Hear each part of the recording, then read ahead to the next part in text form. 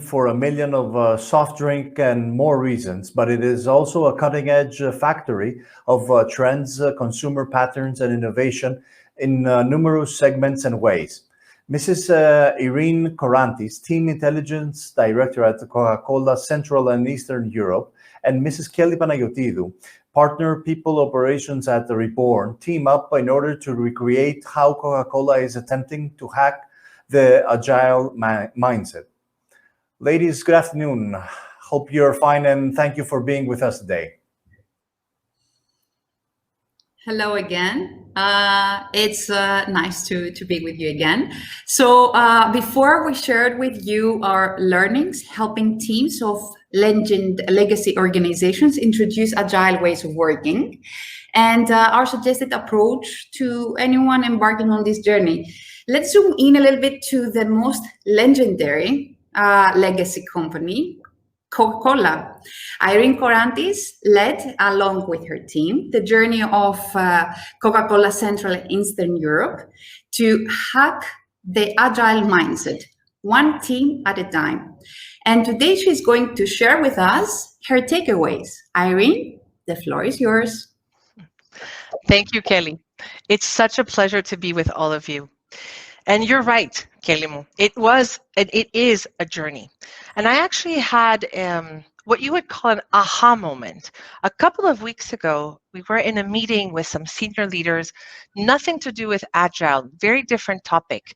And in the middle of this discussion, one of our senior leaders stops the conversation and goes, guys, we need to stop. And Irene, it's me, we need to backlog, right?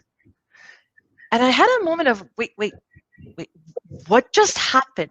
What did he say? What did he use the word backlog? He hasn't been an active part of it, any agile team. And I don't know if you all watch cartoons, but it's like this little tear of joy that you see kind of streaming below the eyes of people. I was just in disbelief and in awe, to be honest, because that specific moment, that specific sentence from that specific leader showed me something that you heard of this morning as well from Kelly and from Haris. We've been on our Agile with a capital A path for a while, the practices, the frameworks. What that moment gave me is that we're also on the path, not there yet, not by very far, but we've started the path on agility with a small a, on agility becoming part of the mindset, becoming part of the culture, becoming part of who we are and how we work.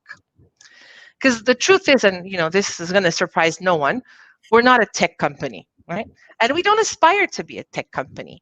We've been around for more than 130 years. We are as legacy as it gets when it comes to corporations.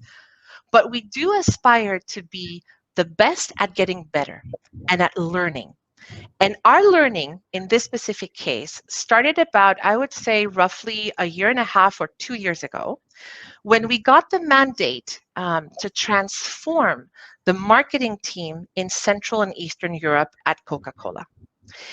We had a lot of reasons to want that transformation. The marketing output was not necessarily what we wanted it to be. The people engagement was not as high as we wanted it to be.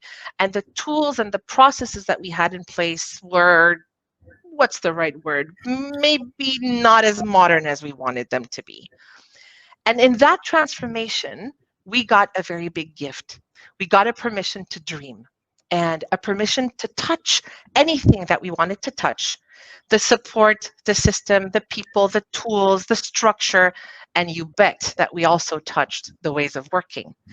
All in the context of getting to this vision. Better work done faster with more fun. And this is how, in the marketing team of Central and Eastern Europe, the Agile transformation began. So what we wanted to do together with Kelly today was go a little bit public with one of the tools and then the frameworks that you've heard already this morning, so the retrospective, and share with you some of the things that worked well for us that can inspire you on your own journey. And then we're also going to share quite literally some mistakes that we made, things that we didn't do as well, or lessons that we learned the hard way. So let's start with what worked well. I'm going to kick it off with probably what is the most important one for me, which is support at the top. And I don't just mean support in terms of, oh, yay, we're going agile. I actually mean meaningful support, the kind that gives you a safety net, the kind that gives you words like, I have your back, go experiment and try. We had that from our marketing director. We had that from our HR director. And perhaps even more important, we had that from our business unit president. Yeah, and indeed, those were not just words. An example here would be that the HR director of CE herself, after actually applying agile ways of working at the HR team, she gave us a mandate to run like an experiment with one of the markets, the Czech and Slovak market, and this is very innovative for the Coca-Cola universe. So with the full support of the enthusiasm of the GM of the market, we co-created along with the whole team a new operating system for the team, a new, let's say, ways of working that incorporated the agile elements that were relevant for them. And after a 3-day remote design sprint, where we stayed with them 3-4 months to ensure that that was properly implemented. Along the whole period of time of the 3-4 months, the GM was fully supported to any impediments or skepticism from the team, and that made all the difference to the result. Yeah, absolutely, Kelly. The second learning that we have is we made a very conscious decision on having dedicated resources to support this transformation. And we did so at 3 levels. Level number 1 is that we brought in-house, all the way from our headquarters in Atlanta, an agile coach to spend, I'm going to say 24/7 with us, very close to that, and guide us throughout this transformation. Level 2, and you might have guessed it by now, is that we did partner with Reborn. And it was an executive decision to outsource that part of the transformation, in the sense that we believe that our marketeers had already so many things to learn and so many things to unlearn in this transformation, that the way of working was something that we wanted them to be able to just follow people who really knew what they were doing and to learn on the job. Level 3 is that we created our team. Our team internally is called the Alchemists, because we focus on turning stars into superstars. And our team was created to support the entire transformation, whether it was the tools, the culture, the processes, the people, all of it. And speaking of team, they will very frequently say that I have a small obsession, maybe even a big obsession. And my obsession is we need to role model the change that we want to see. And we made this be really non-negotiable and be very vocal. Starting from the top, our leadership team, who was not working agile, they did, however, have a scrum master. They did, however, start backlogging, right? So working in small tasks, and you've heard about this today, on how do we get the work done. We also had, of course, all of our partners at Reborn intensely role modeling within their own team. So this is how it looks. This is how we iterate. This is how we get feedback. And then this is where I became obsessed. We, supporting the organization and the transformation of the organization, we started to do something called signposting, which is basically already saying upfront what we're doing. So when we were presenting, we were talking about, here's our version 1. And then we get feedback, and this is what we heard from you.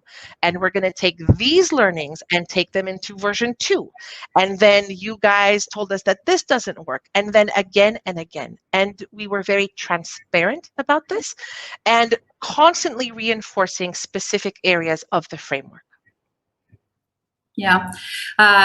Irene, for me, that one of the most memorable moments was at the end of the first cycle, when we gathered in this big, awesome, colorful Coca-Cola meeting room back then when we were meeting face-to-face.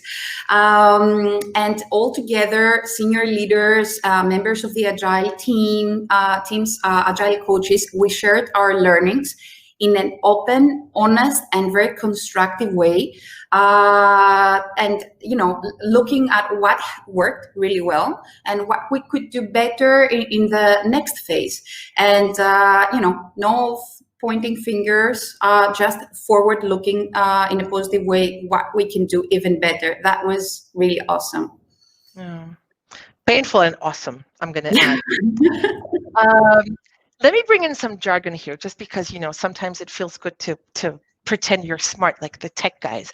One of the learnings here is to MVP your process. And MVP stands for minimum viable product, which in my language translates into start small and then expand, which is one of the foundations of Agile.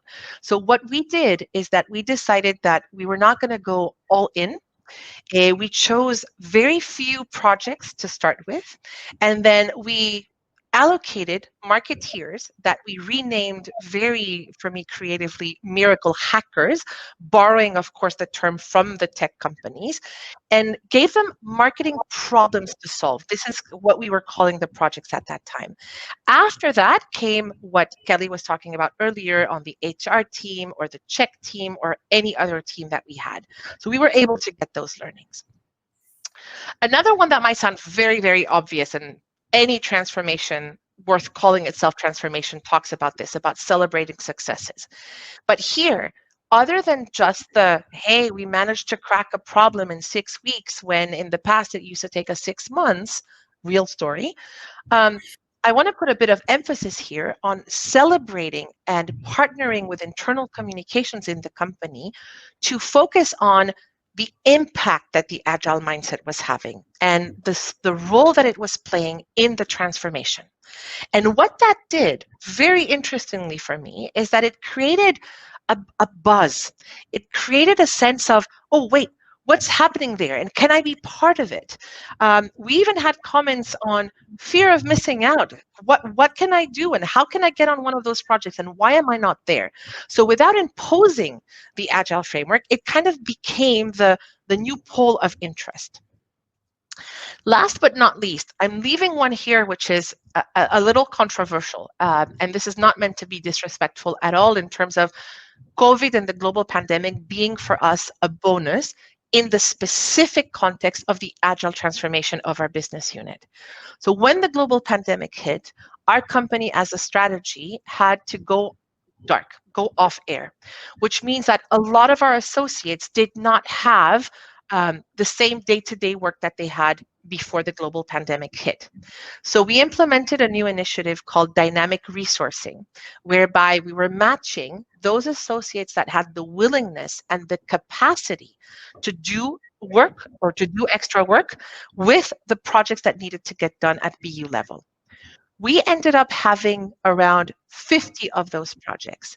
And the key of the success and what gave us critical mass is that we made Agile methodology a mandatory part of these projects. So all of these projects, 50 projects for our business unit, were run Agile. We were doing trainings on the spot, so at the moment when the trainings were needed. We now have 45 Agile champions in our business unit. Are they at the level of Haris? Of course not. And they will never be, probably, unless they decide to change jobs. But they are at the level where there's enough people talking the same language, enough people asking the same questions, enough people pushing back on things that we're starting to see a change. At this moment, I'm very proud to say that we have about 2/3 of our associates that have one way or the other been an active part about Agile training, about Agile teams, which basically reinforces our biggest belief that you learn on the job.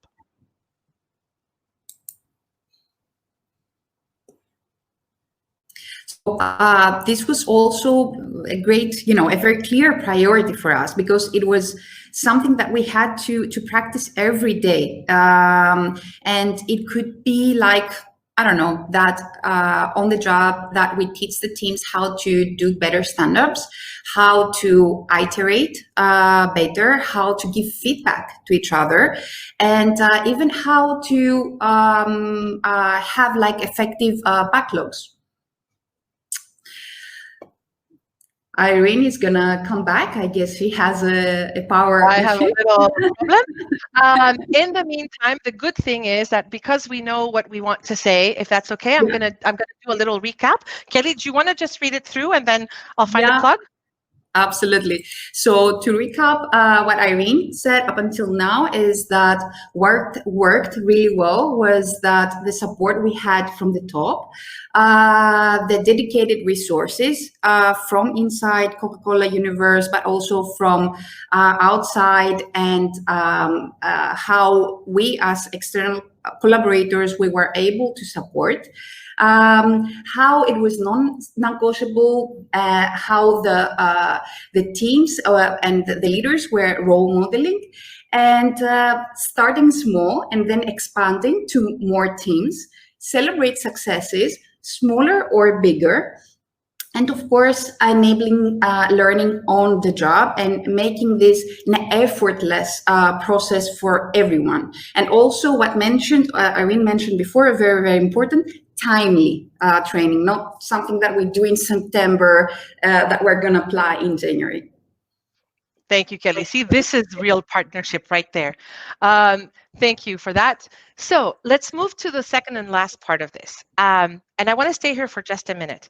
We were discussing this offline with Kelly that a while back, if I think about a year or 2 years ago, being this, let's say, vulnerable or this open and publicly or not publicly, even inside the company on, hey, this didn't work, or this really, we learned this the hard way, was a difficult feeling, an uncomfortable feeling. It was a vulnerable feeling.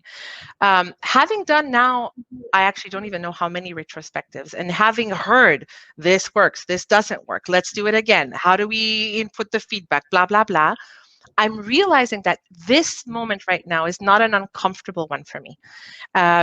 It's not a pleasurable one, but it's not an uncomfortable one. So I did want to share some of the lessons we learned a little bit the hard way, some things that we would do differently if we were to do those again, and in hope that that might inspire you as well. Let me start with the most important one on how expectations need to be managed. Agile is not new for the tech world, but it is, in a way, the sexy new thing for a company like ours. And one of the things that we needed to manage at the beginning was, because we don't go all Agile, right? Because Agile shouldn't be for everything. We felt that there was, and we got feedback that we created a sense of two types of citizens in our company, in our marketing team. Those who are working Agile and who are doing the sexy things and the sexy frameworks and the partnerships and all of that. And then those who are still working in waterfall methods. And that was difficult to manage at the beginning. The beauty of Agile culture, and Agile with a small a, is that it allows you to bridge those two. Because the moment that we identified what are the 3 or 4 key things from Agile mindset that we want everyone to apply, then it was very easy to overcome also this sense of, hey, we're not all the same. So this is one. Lesson number 2, equally painful. Structure needs to support the Agile way of working. Now, we did do a change in structure, but we didn't take it all the way. So we had this group, as we said earlier, of miracle hackers, the marketeers responsible to hack the problems that we were trying to solve with Agile methodology. And we also kind of had a bit of remnants of old hierarchy. So we also had master miracle hackers. And when you put miracle hackers and master miracle hackers in a same team that is meant to be empowered, self-organized, self-managed, you can expect a few frustrations. And Kelly had a very first seat view of those. Yeah, that was indeed a usual source of tension within the team, because, you know, having a more senior person in one team and a more junior one, it may result in sometimes in the junior person not being so vocal into sharing very innovative or very creative ideas, while the senior member, of course, meaning taking intuitively the lead of the team. And that was, of course, not working very well with what we wanted to achieve. So we had quite a few retrospectives to actually remove this impediment. And at the end, of course, it works, but it takes some time to get there. And some iterations also. Absolutely. This is an interesting one as well. Customizing helps, but also doesn't. Kelly makes fun of us sometimes, and she says, yes, you use the Scrum framework, but actually you use the framework called Scrum But. And the first time I was like, well, I don't even understand what that means. She said, well, you use the Scrum framework, but you tweak it. And that's true. So we did tweak it.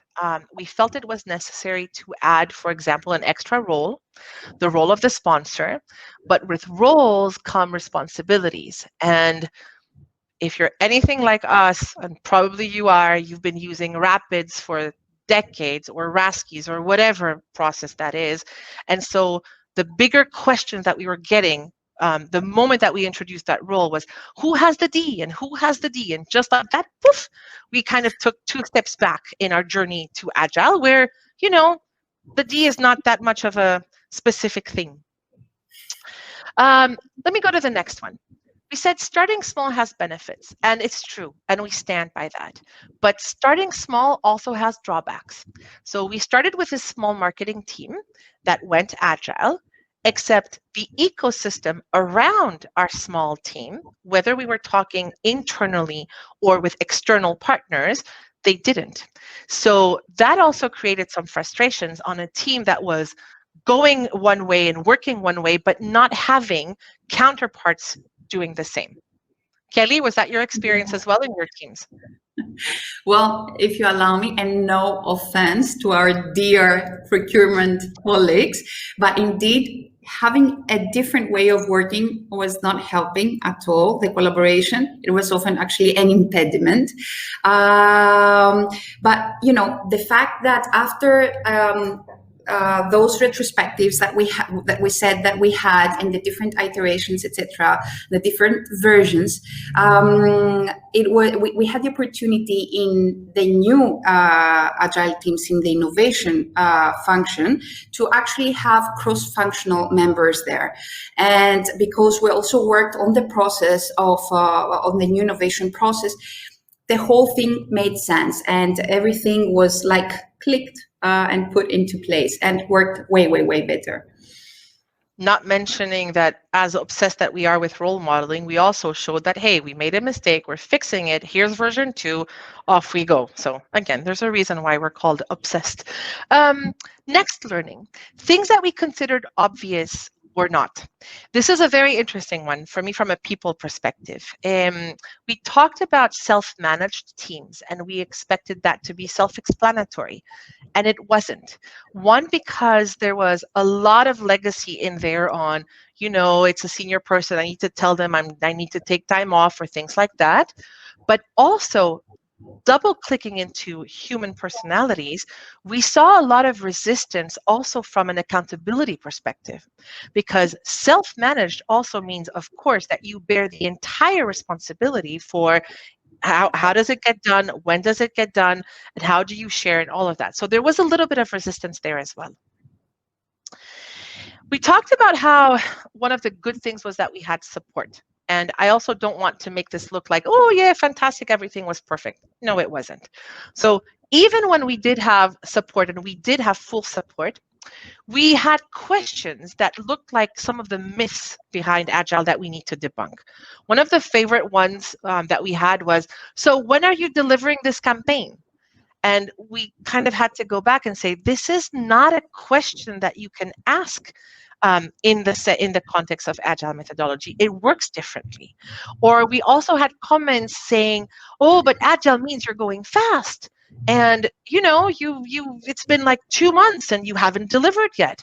So there was also a constant reinforcement of not everything that you hear is absolutely true. Next lesson learned, also the hard way, we were not very consistent. This is, I mean, I can't hide behind my finger for this one. We were not very consistent in terms of the implementation of the framework, meaning that we did do Scrum overall as an umbrella, but at the beginning, we let teams tweak or self-managed teams tweak themselves, right? Which is also very acceptable. But then what that did is that the employee experience, as they were moving from one team and one project to the other, that experience was not consistent. That also meant that we weren't able to break. Ms. Corantis, sorry for interrupting, sorry. Yes, we've got roughly a minute to wrap it up because we're out of time. Okay. Thank you. All right, no problem at all. Kelly, should I move to the next one and then we can wrap up? Okay, good. Yeah. So the next one that we had was that people matter even more than frameworks. And here the lesson I wanted to share was how to dig deeper into people insights and not just stick on the level of the framework. I'm going to move to how we also realized that the role of the Agile Champion needed to be customized to our company, where we needed to focus a little bit on team dynamics, where we needed that role to be more than a straightforward application or implementation of the process. And then the biggest one for me, and I hope I'm still within the minute, is that a change of this magnitude and a change of this size needs time and needs patience. So that was the big learning for us. And this is a little bit about of the recap. Kelly, should we, 30 seconds, what would you add? No, it's just a comment regarding being consistent with the teams. We said before also that it is important what you apply to one team to apply to another, even if you apply the Scrum bot, as you mentioned. So this is for sure another a lesson to remember. Other than that, nothing to add. Nothing to add. We thank you. We wish you good luck.